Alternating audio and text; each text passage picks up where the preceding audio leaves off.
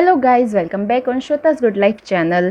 आज मैं आप लोगों के लिए फिर से एक व्लॉग वीडियो लेकर आई हूँ। आफ्टर डिलीवरी बेबी के साथ मेरी लाइफ का जो रूटीन है वो मैं आप लोगों के लिए लेकर आई हूँ, क्योंकि इस टाइम पर ऐसा होता है ना कि जब हम प्रेग्नेंट होते हैं, जब हम आफ्टर डिलीवरी हम बस यही जानना चाहते हैं कि जब कोई और प्रेग्नेंट होता है, जब किसी और की डिलीवरी होती है तो उसकी लाइफ में क्या चल रहा होगा, वो लोग कैसे मैनेज करते हैं। और यही चीज़ ना मैं भी यूट्यूब पर सर्च करती रहती हूँ। मैं कई सारे ऐसे व्लॉग चैनल्स को फॉलो कर रही हूँ आजकल, जिसमें यही सारी चीज़ें दिखाई जाती है। जब मैं प्रेग्नेंट थी तब प्रेगनेंसी की वीडियोस देखती थी, व्लॉग्स, और अब मैं आफ्टर डिलीवरी बेबी के साथ जो न्यू मदर्स की जर्नी होती है उसे देखती हूँ। तो मुझे भी अच्छा लगता है कि मैं भी वीडियोस शेयर करूँ, ताकि आप लोग भी देखिए कि मेरी लाइफ में कितने चेंजेस आए हैं, मैं कैसे बेबी को हैंडल करती हूँ।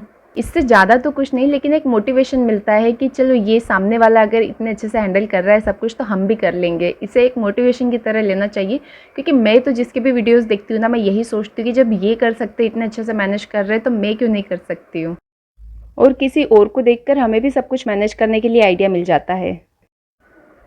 अभी मॉर्निंग में अब वीर उठ गया है और मैंने उसका डायपर निकाल कर उसे लंगोट पहना दी है।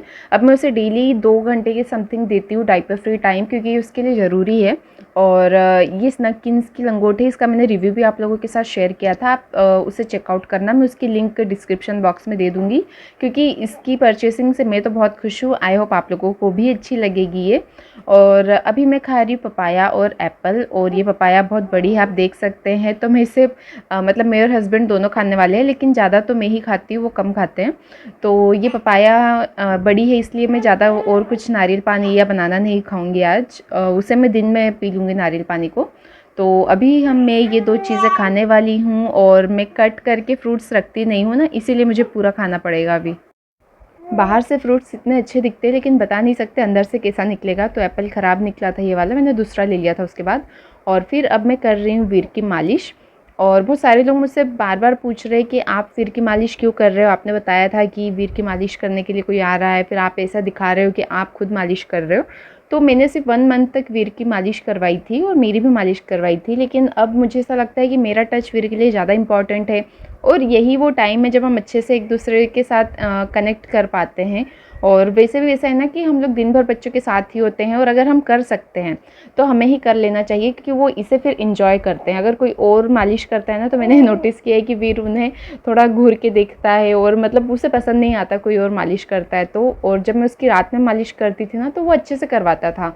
तो इसीलिए मैंने सोचा कि अब मॉर्निंग में भी उसकी मालिश मैं ही कर दिया करूँगी, क्योंकि मुझे आता है तो कोई प्रॉब्लम भी नहीं है। तो मैं ही मालिश भी करती हूँ, और मैं ही उसे नहलाती भी हूँ। और अभी राखी पर जब मैं अपने घर गई थी ना, वहाँ पर जितने दिन मैं रही थी वहाँ पर वीर की मालिश मैंने ही की थी। तो मेरे अंदर और अच्छे से कॉन्फिडेंस आ गया था कि हाँ, मैं कर सकती हूँ। इसीलिए मैंने वापस यहाँ पर आने के बाद सोचा कि मैं खुद ही करूँगी। और किसी ने मुझसे ऑयल का भी पूछा था कि मैं किस ऑयल से मसाज करती हूँ। तो मैं वीर की कोकोनट ऑयल से मसाज करती हूँ। ये एक्स्ट्रा वर्जिन है, कोल्ड प्रेस्ड ऑयल है। तो ये बहुत अच्छा ऑयल है, इसका मैंने एक बार आप लोगों के साथ रिव्यू वीडियो भी शेयर किया है। न्यूबॉर्न बेबीज़ के हेड पर ना एक हार्ड लेयर होती है, जो धीरे धीरे करके रिमूव होती है, इसलिए उनकी स्कैल्प पर अच्छे से ऑयल अप्लाई करना चाहिए, ताकि वो जो हार्ड लेयर होती है ना, वो अच्छे से सॉफ्ट होकर निकल जाए। अदरवाइज़ उन्हें शायद प्रॉब्लम हो सकती है, इसलिए मुझे ऐसा एडवाइस किया गया था कि उस पर अच्छे से ऑयल लगाना, तो मैं वो करती हूँ। और मैंने पूरी प्रेगनेंसी में नेल पेंट अप्लाई नहीं की थी, लेकिन आफ्टर डिलीवरी अभी मेरा मन हो रहा था कि चलो मैं अप्लाई करती हूँ।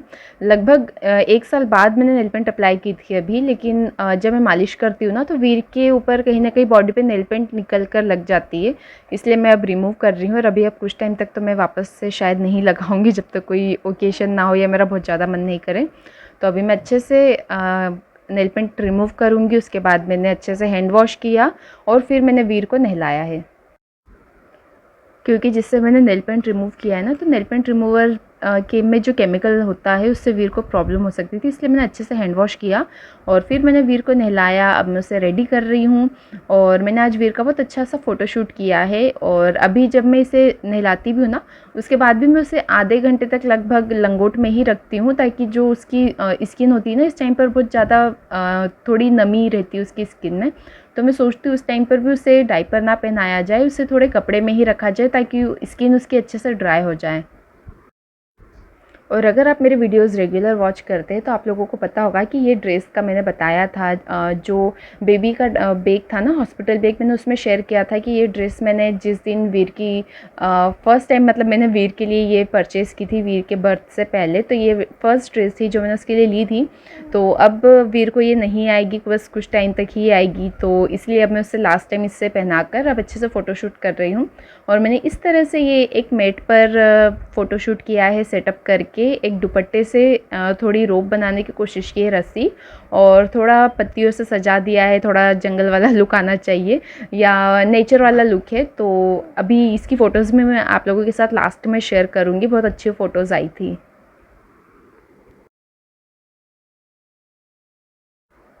न्यूबॉर्न बेबीज़ के जो फ़ोटोशूट होते हैं ना, जब वो सोए हुए होते हैं तब बहुत अच्छे से किए जाते हैं और सब लोग वैसे ही करते हैं। मुझे जितनी फ़ोटोज़ मैं सर्च करती हूँ ना न्यूबॉर्न बेबीज़ के लिए, तो सारे सोते हुए ही होते हैं। लेकिन मुझे अच्छा लगता है कि अगर वो जगह है तो उसकी आँखें, उसकी स्माइल आती है फ़ोटोज़ में। और वैसे जब वो सोते हैं ना तो उन्हें जैसे करो वैसे ही रहते हैं। अब जैसे मैं उससे अगर इस रस्सी में झुलाने की जैसे कोशिश कर रही हूँ कि उसका हाथ रस्सी से आर पार जाए, तो वो उसे पूरा अपने ऊपर ले रहा है, तो थोड़ी तो प्रॉब्लम आती है। लेकिन मैं चाहती हूँ कि उसकी स्माइल हर फ़ोटो में आए, इसलिए मैं सोते हुए उसका फ़ोटोशूट कम ही करती हूँ। मैं उसकी जगे हुए में ही फ़ोटोशूट करना प्रेफर करती हूँ। और अभी भी वीर जगा हुआ ही है, आपको उसकी आवाज़ आ रही होगी। और अभी मैंने ये चेयर और स्टूल भी वॉश किया था नहाने से पहले। कुछ हैंगर्स वॉश किए थे क्योंकि बहुत टाइम से वो बालकनी में ही रखे हुए थे और बहुत गंदे हो गए थे, तो ना मैं उन्हें यूज़ कर पा रही थी, ना उन्हें अंदर रख पा रही थी, इसलिए अब मैं सब कुछ अंदर रख दूँगी।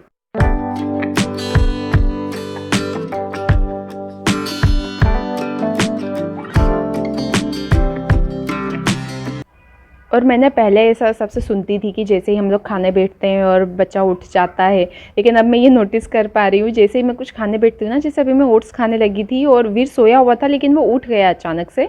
और मैक्सिमम ऐसा होता है कि मुझे उसे गोद में लेकर ही खाना पड़ता है, तो जब भी कोई लिक्विड चीज़ खाते हैं ना तो उस टाइम पर थोड़ा ज़्यादा ध्यान रखना पड़ता है कि उसके ऊपर गिर ना जाए। और अभी वो मेरी गोद में ही सो गया है क्योंकि मैंने उसे गोद में ही लेकर ओट्स खा रही थी ना, तो अब वो सो गया है। और बहुत ही प्यारे लगते हैं जब बच्चे सोते हैं ना, तो ऐसा लगता है कब उठेंगे, इनके साथ खेलना है। समझ में नहीं आता हम क्या चाहते हैं। जब वो जगे होते हैं तो ऐसा लगता है कि बस इन्हें सुला दे ताकि ये क्रैंकी ना हो जाए नींद की वजह से। लेकिन जब सो जाते हैं तो वापस से वेट करते हैं हम उनके उठने का। और अभी वो सो गया है और बच्चे अभी तक मतलब थोड़ा चमकते हैं ना वो नींद में, तो इसलिए अब उसके ऊपर मैं थोड़ा एक कपड़ा उसे ढककर सुला दूँगी ना, तो फिर वो चमकेगा नहीं। छोटे बेबीज़ के पेट पर कपड़े को फ़ोल्ड करके रख दो ना, तो उन्हें थोड़ा हेवीनेस फ़ील होती है, उन्हें लगता है कि हाँ मेरे ऊपर किसी ने हाथ रखा हुआ है, तो वो अच्छे से सोते हैं, फिर वो डरते नहीं है नींद में। फिर कुछ देर बाद मैंने खाना खाया। मैंने मशरूम की सब्ज़ी और 2 रोटी ली है और मैं अभी वीर को दूसरे रूम में लेकर आ गई हूँ क्योंकि यहाँ पर डायरेक्ट लाइट आता है ना, तो थोड़ा फ्रेशनेस फ़ील होती है। तो अभी इस रूम में मैं खाना खा रही हूँ।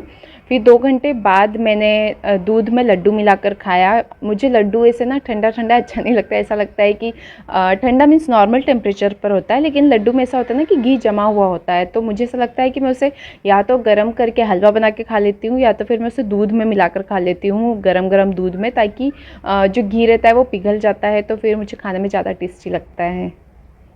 और ये गोंद के लड्डू है और मैंने आफ्टर डिलीवरी 2 डब्बे लड्डू ख़त्म कर दिए हैं। अब इसके बाद मैं लड्डू नहीं खाऊँगी, इसके बाद अब मैं हलवा बना लिया करूँगी, या मैं ड्राई फ्रूट्स तो वैसे भी खाती ही थी मॉर्निंग में, तो अब मैं वही वापस से स्टार्ट कर दूँगी। फिर उसके बाद आज वीर ने फ़र्स्ट टाइम पोलियो वैक्सीन ली है। अपार्टमेंट में ही कुछ लोग आए थे वैक्सीन के लिए, तो पोलियो ड्रॉप्स वीर ने पी है फ़र्स्ट टाइम। और पोलियो वैक्सीनेशन कितना इंपॉर्टेंट होता है 0 to 5 ईयर के बेबीज़ के लिए, उसके लिए मैंने एक सेपरेट वीडियो बनाया है, आप लोग उसे ज़रूर देखना क्योंकि इसे लेकर अवेयरनेस बहुत ज़्यादा ज़रूरी है। इसलिए मैंने इसके लिए एक सेपरेट वीडियो बनाया है। एक छोटा सा वीडियो है ताकि उस छोटे से वीडियो में आपको पूरी इन्फॉर्मेशन मिल जाएगी पोलियो ड्रॉप से related. So that's it for today. आप लोगों को कोई वीडियो कैसा लगा मुझे ज़रूर बताना, और इस टाइप के वीडियोज़ अगर आपको देखना अच्छा लगता है या आप कुछ और कॉन्टेंट देखना चाहते हैं तो आप मुझे वो भी बता सकते हैं। अब मैं लास्ट में यहाँ पर कुछ फ़ोटोज़ शेयर कर रही हूँ जो मैंने आज क्लिक किए थे। फ़ोटोज़ तो बहुत सारी क्लिक की थी, लेकिन मैं कुछ फ़ोटोज़ आपके साथ शेयर कर रही हूँ। अगर आप लोगों को ये फ़ोटोज़ अच्छी लगी हो, मेरा वीडियो अच्छा लगा हो, ये आइडिया अच्छा लगा हो, तो प्लीज़ चैनल को सब्सक्राइब ज़रूर करना, बेल आइकन पर क्लिक कर लेना ताकि जब भी मैं कोई वीडियो अपलोड करूँ तो आप लोगों को नोटिफिकेशन मिल जाए। Thank you so much for watching. Bye bye.